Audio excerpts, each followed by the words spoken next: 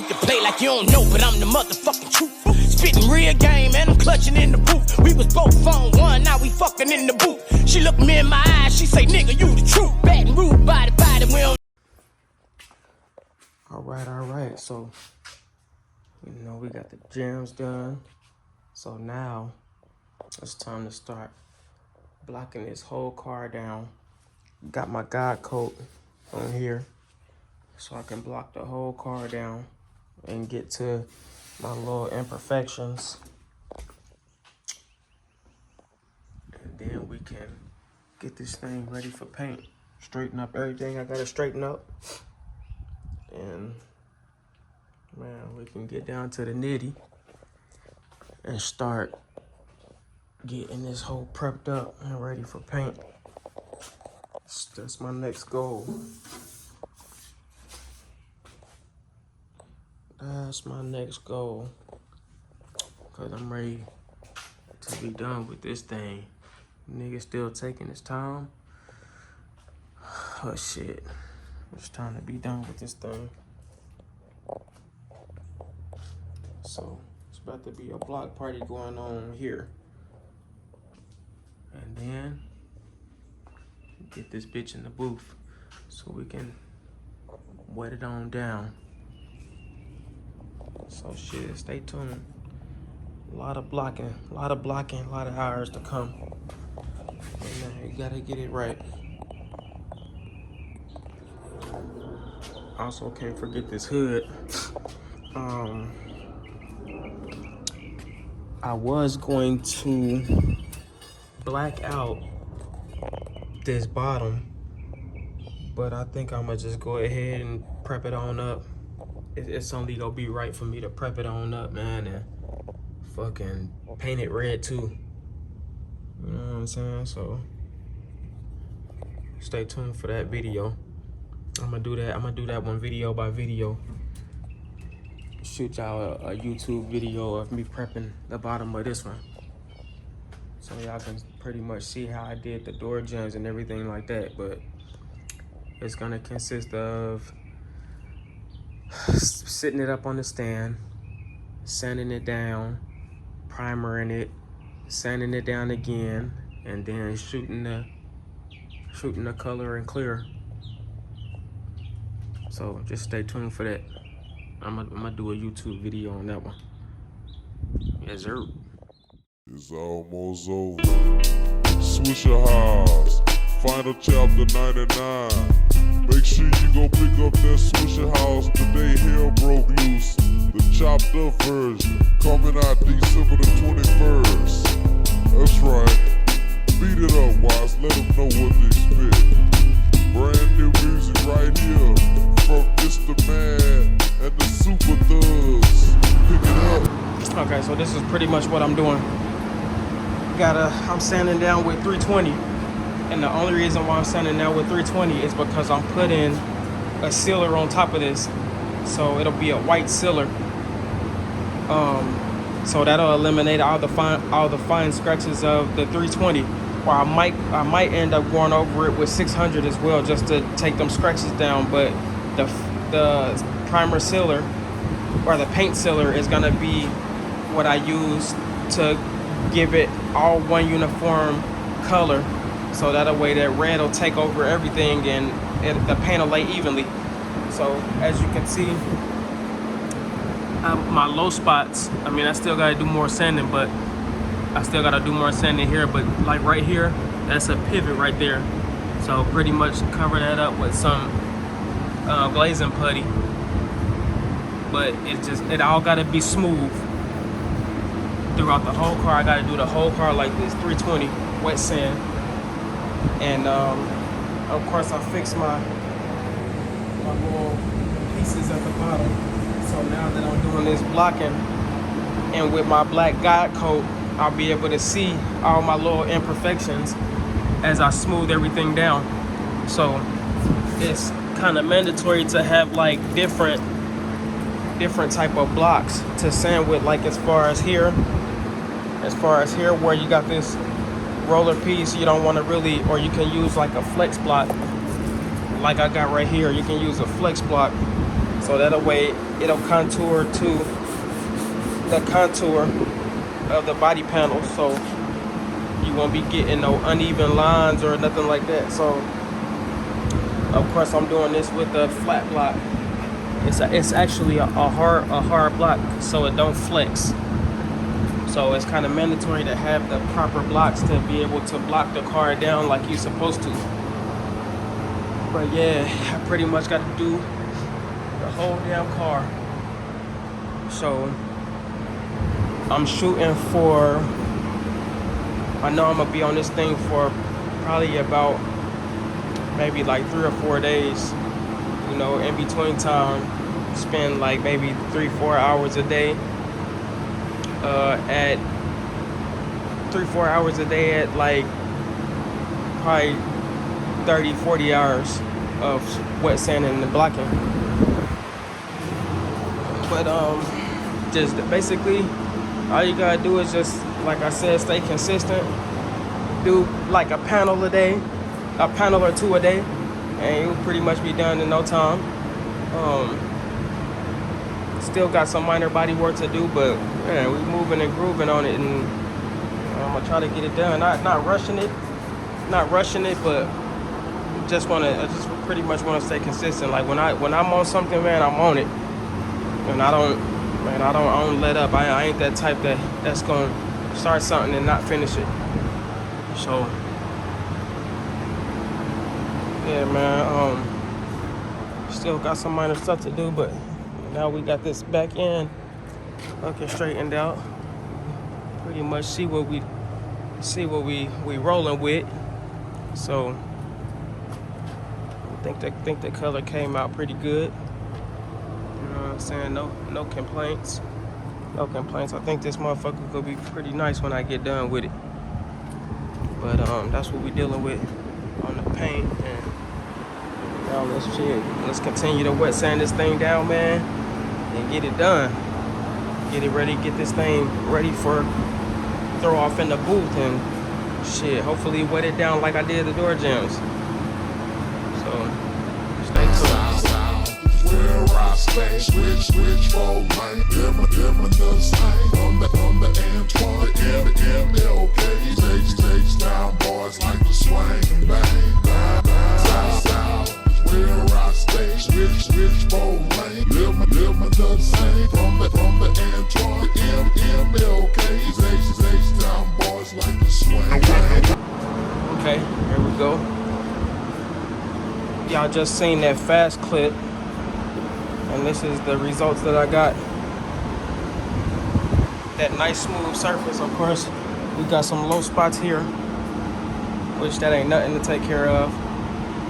As you can see, still gotta get up in there. I ain't done with it yet, but still gotta get up in there. But like the pieces like this, and then pieces like this, where I had to feather it out.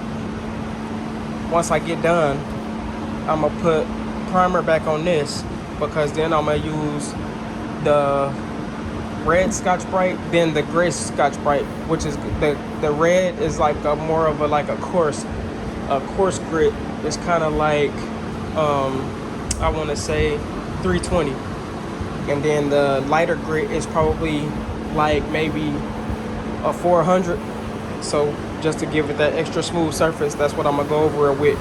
But I ain't too worried about it right now. But once I get heavy into getting this shit really smoothed out, then that's when I'm gonna use the Scotch-Brite.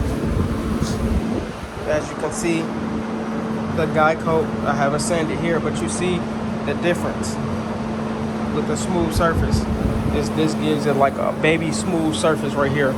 But it can also be smoother than this, which we're gonna try to get it as smooth as we can, of course, because then the bottom layer, which is the bare metal to you painting, is gonna give you your effect. So if it's a rough surface, like this, you're gonna have a rough surface of paint. If it's smooth, it's gonna be smooth. So as you can see, I'm taking it back to the paint edge, so that way I can run my foam in between here, and it'll give it a smooth surface on that backside like it did on the front side. That's why it was easy to come off. So you don't never want to tape here and then paint, because then you're gonna get a hard tape line. So that's where we at right now. And then I actually did the side. As you can see, it's pretty smooth. Came out really good, really smooth. That's what we looking for. And then I also did the front, which I gotta clean it up. And then I did the front on this side. This right here, when I did body work. As you can see, I'ma keep this in mind, because I'ma come back and show y'all what this shit look like, because I gotta take this piece apart, because that shit don't sit well with me right now. I don't like the way that shit look. So I'm gonna have to take that apart and then give it that smooth, clean cut edge. But I'm gonna re-primer. All of this shit is smooth. Of course, I got a little bit more here, but I'm gonna re-primer all of this stuff that got like red spots, this little these feather marks. I gotta sand that some more, because I can actually feel that. I can actually feel that. So, but I'm gonna re-primer all of this. I'm gonna do it one more time, probably with like a Scotch-Brite, and then I'm gonna prime it again, like spots like that and like that. I'm gonna pre-prime all of that, because I want all this shit uniform with one color before I do the paint sealer, because I don't want to have to be going back over spots, filling that in until it get white and then fucking covering the car. I don't want to do that. I just want to do one spray and be done with it. So I'm gonna continue with this side. Of course, I got a lot more to go, you know, throughout the whole car. But man, we getting there. We gonna get there. I mean, it just take a little time. This is the most tedious part, because you gotta make sure this thing is smooth. You gotta make sure you get rid of all your low spots. You know what I'm saying? If you got any hot spots, which I shouldn't have none, but you won't know until you sand the whole car down. So this is the tedious part that takes the most amount of time, especially sanding it down smooth to get it right. You always wanna sand this shit down as smooth as you can. I'm talking about smooth to the touch. I mean, if you run your hand over this thing, because that's basically how we was taught in school, to rub your hand over it. Your hands, you gonna feel everything with your hands, and then once you rub over it, you know, you feel stuff like that. You feel imperfections like that. So you gotta just make sure you get down to the nitty with this, because when you paint it, when you start painting, it's a wrap. If you don't catch it while you sanding it down, it's a wrap once you get it painted. Then that's a matter of just depending on what you going with, what kind of paint you going with. You're gonna be redoing it all. If it's got imperfections in it enough to where you ain't satisfied with it, like rub your hand across these panels, you'll be able to feel every imperfection.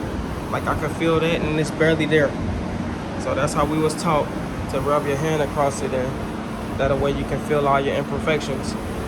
But man, let me get down on this thing, man, and get this fender knocked out, and I'll cut you back on. All right. We are back. Okay, so I completed my task today. Just like I tell everybody all the time. You don't have to move fast, just move consistent. So today I woke up, and of course I had already painted the door jambs, all my jams. So what I said to myself is, it's time to really go ham, because the door jambs is painted. All the door jambs is painted. The only thing I got left is this hood to paint underneath and then on the sides, but it needed a little bit more body work, so I figured I'd just save that for probably next weekend. So what I decided to do is start wet sanding this car down to get it ready for paint. So as y'all seen before, it was all in primer with the guide coat, just like this quarter panel is. Basically the whole car was like that. So it's time to get down to the nitty gritty. So what I did was we wet sanded with 320, and then of course I'm gonna go back over it with my fine Scotch-Brite, and I still got, you know, little glaze and putty patches to do, just real little small like pinholes and stuff.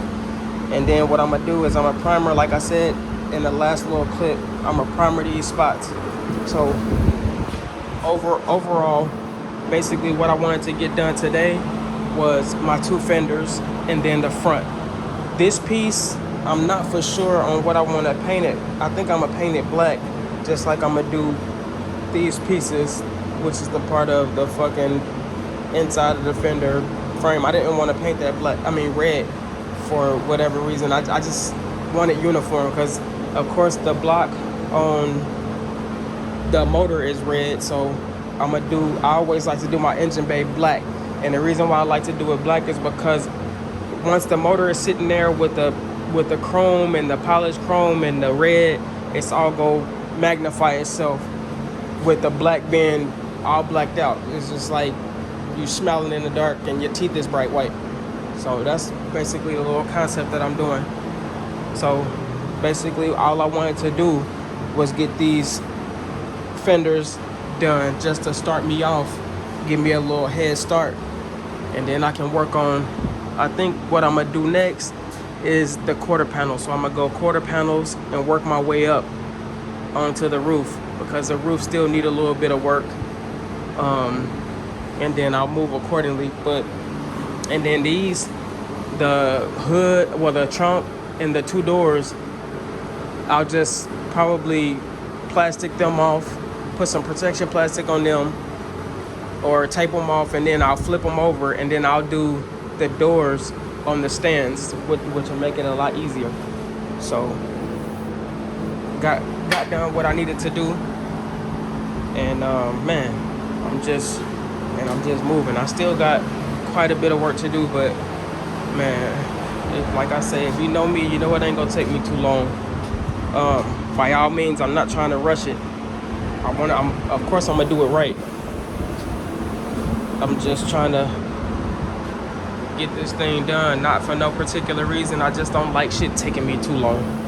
You know what I'm saying? When I do project cars, I don't, man, if it's gonna take me a year or more, I don't even want to do it. I'm more like in the range of like 4 to 6 months is my top. It's my tops on redoing cars, and that's, so far it's been fucking full builds, like goddamn from the bottom up. Luckily he already had the bottom done with the coilovers and disc brakes and front end links and tire rod ends and control arms and all of that stuff. So luckily he already had that done. Me, I'm just focused on the top, you know, of course interior, of course motor, because you know I don't do carburetors. I don't even know what the fuck this thing is anymore. But yeah, I don't do carburetors. But yeah, all you gotta do is stay consistent. Anybody can do this shit. Research. All you gotta do is research. I've had my fun and I've had my share of doing all my research. Of course, I went to school for body work and paint, but as far as like motor work, fucking interior work, which is shout out to Jay Stitch on my interior. You know, he's moving and grooving on my interior, so we should come together. You know, just about the same time to go ahead and get this interior complete. And then of course I gotta change glass, I gotta put in glass, I gotta do the motor, I gotta do the fuel injection system in the back, so I gotta drop the tank. But for the most part, the motor is done. All it needs to be, the motor's done, transmission is done, so it's kind of working out good in my favor. Just hopefully, I can't say hopefully, but hopefully I don't run into no technical difficulties. But you always do in this car game, and that's what a lot of people don't understand. Even with shops, not taking up for shops and what they do and how they be finessing people or whatever. That's why I do my own shit. I don't have to worry about these shops. But on the flip side of that, this shit do take time, especially when you doing a fucking build from the bottom up. You know what I'm saying? And then not knowing if you got like fucking rust or all this. This had a combination of shit, but we straightened it out. So we pretty much just moving on it. That color, I like that color. I finessed this color at the last minute, but I think it's gonna look pretty damn good once it's all said and done.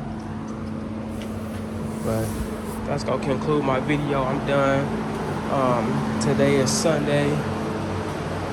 Happy Mother's Day to all the mothers, and man, gotta go get my girl some seafood, so you know how that be. But peace out. Until the next video. This is video number 1. I think I'm gonna record the quarter panels and then doing the top 2 as well. So I'm gonna have a lot more footage coming from y'all, and then I'll also do a video on doing the doors, and then like I said before in the last few clips, I'm gonna do a video on the top side of that, painting and everything, because I'm gonna actually paint that in the garage like I did the door jambs and shit. And what most people don't understand, you can fucking pretty much paint anywhere. The shit's just gotta be clean, floor gotta be wet, and everything like that. I mean, we don't. This shit came out super good, and if you looked at it in person, you wouldn't even be able to tell I fucking painted it in my garage. But I always do my door jambs like that because I don't have time to be transporting my car to the booth just to paint the door jambs, just to paint these jambs, fucking 2-3 trips. I don't have time for that. But stay tuned for more.